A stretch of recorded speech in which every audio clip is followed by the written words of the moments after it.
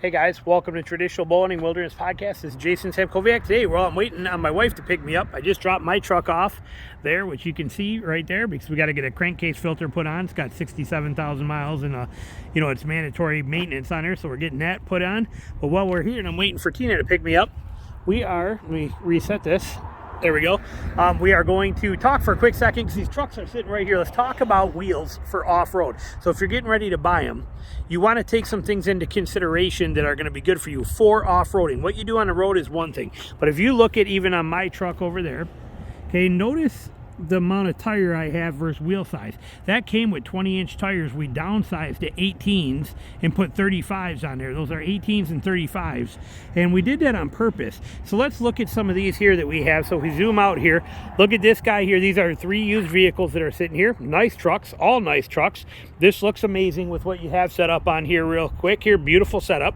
Wipe my filter off there, lens, there we go. But now notice on here that he has no sidewall protection. Okay, if you look down that, you can see that he hits a curb, he's scraping that rim. This rim is going to get chewed up on a curb completely. Same goes for rocks when he's off-road. If he's off-road and there's rocks sticking up, he's going to rim rash that pretty quickly. But nice tires, nice design. I like how he put the fender flares on it because he did go oversized on the tires, so it protects his body. He did this well, but he has 2 issues on this one for off-road. 1, no sidewall protection. Number 2, no depth to that tire on there. Too big a rim with too small a tire size to give you that protection. If he were to air these down off-road, he'll pinch those on rocks and he'll cut them and pop them, and you can't air them down as well. So let's look at this scenario over here.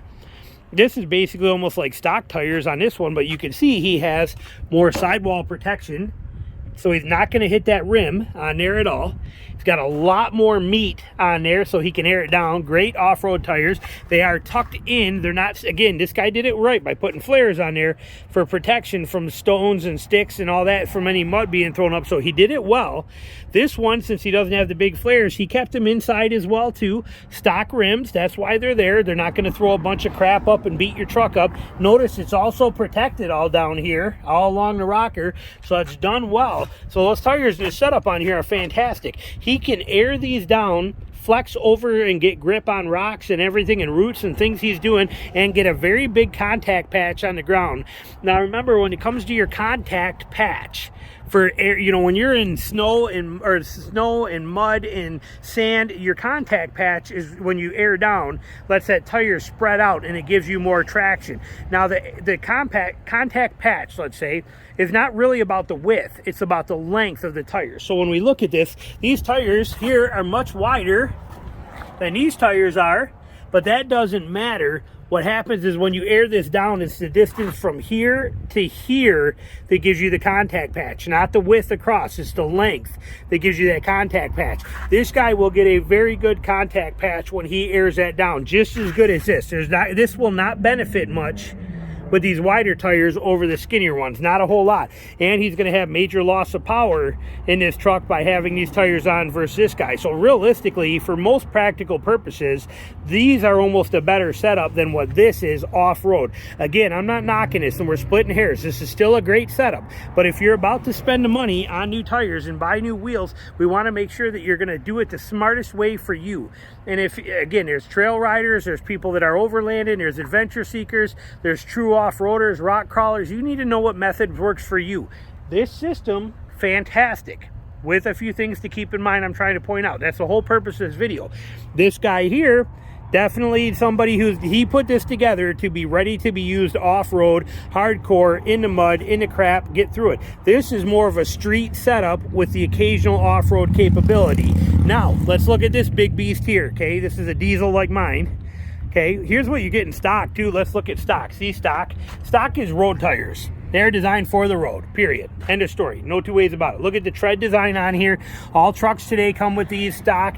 There's a 20s on here, so again, you got no sidewall. Not that it's bad, but you upgrade to look at something like this. There's a lot of capability off-road there in that mud tire type setup there. Now, look at this beast, okay? This is a Ram 2500 like mine. I'll bet these are 37s. I'm guessing, because I know I got 35s. These are 37 1250s. perfect combination. I love the width to height ratio on a 37-12-50. I would love to put these on my wife's truck, but the problem is, look at how high that is. I don't know if I could even get it. We could get in this even with our steps. I mean, look at the height of this truck just to the door. I mean, that's insane. This thing's a beast. It looks amazing, but it would be hard for me to be functional with it, even a tailgate. I mean, look at this thing. I mean, the tailgate of this is taller than I am. So functionally, put in a lift, like he's got probably, I'm guessing that's a 3-inch, maybe a 4-inch lift on this, in 37s. That's asking a lot for somebody, for most people to be functional. But look at he did tire-wise. They sit in very nice. Look at, there's no chance of curb rash or rock rash whatsoever. He's got all of this. I'll bet these are 18s or are these 20s? I can't, let me see here.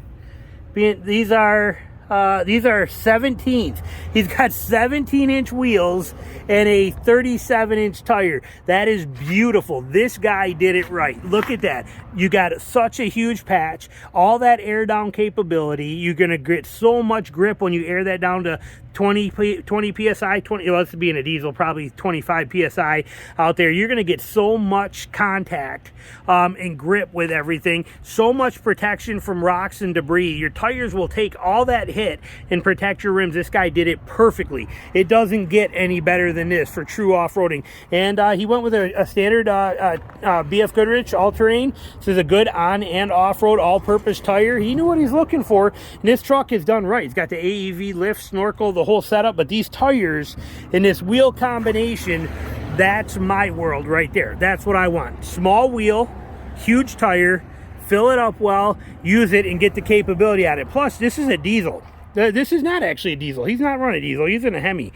Mine's a diesel. But you know, with this setup, with how hard of a suspension is on a 2500, the amount of bounce that you're gaining from having this sidewall of tire, small rim, big tire, he gets so much softer of a ride and cushion from the tires alone compared to something like this where there's no cushion whatsoever.